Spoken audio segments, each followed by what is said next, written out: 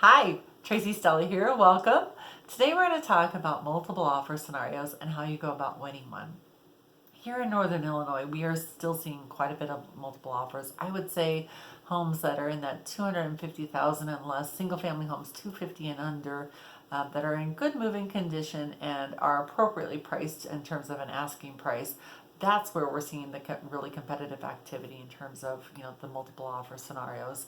And so, how do you go about winning a multiple offer situation when you're a buyer and you're wanting to take advantage of these really great interest rates that are out there? So, so today I'm going to talk about one type of a scenario, and then we'll actually probably have another recording in a future date that talks about some other strategies in terms of multiple offer and winning them. But today, what I want to share about is a situation where it feels like you didn't get you didn't win the multiple offer situation, but where you win in the end.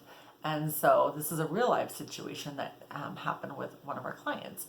And so for whatever reason, another offer was chosen. Terms, the seller must have deemed the terms were more advantageous to them than what the client's offer was, what the buyer's offer was. And so another offer was selected. But what I shared with our client is that it's really important, three things. We want to be polite, we want to be patient, and then we also want to be persistent. And because you just never know what's going to happen. And so let's dig into those things a little bit more. So on the be polite, we should always be polite, right? But unfortunately, that's not always the case. So not necessarily a given. But we want to be polite, and we want to lose gracefully and graciously with the listing agent. And so it goes a long way to just, I just congratulate them on their contract, because it's a lot of work for us to get a contract. So congratulations on your contract. And then I also let them know if things start to unravel, if anything goes sideways, please reach back out to us. My client was highly interested. And so it's just, just being cordial and letting them know that there is still some interest. So expressing that to them in a polite and professional manner. And so that's number one. Be polite. Second one is to be patient. That's probably the harder part. So when you're wanting to buy your home, you're really excited, you're very motivated, and having to wait it out a little bit, that can be hard.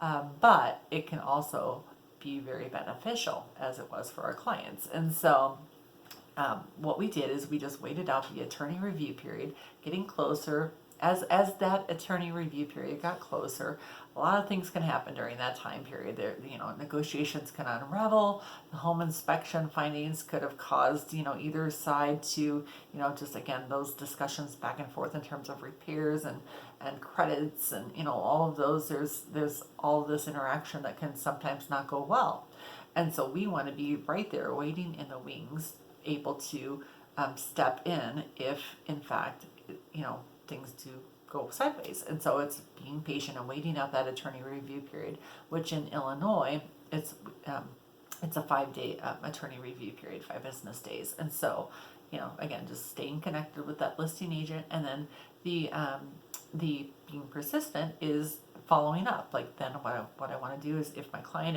if you as the buyer are interested in moving forward with that home still, and my job is to check back in with that listing agent and just say, hey, how's it going?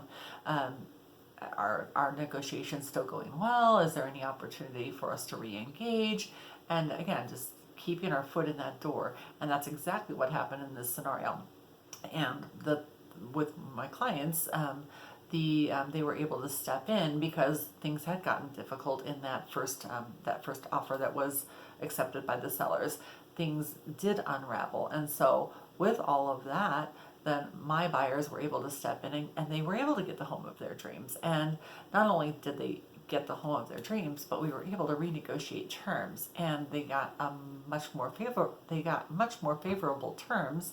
So sometimes when a seller goes through a situation and has a more difficult experience, it can actually be to your benefit. Again, in this case, clients got better terms, and they also got to move forward with the home of their dreams. So all's well that ends well.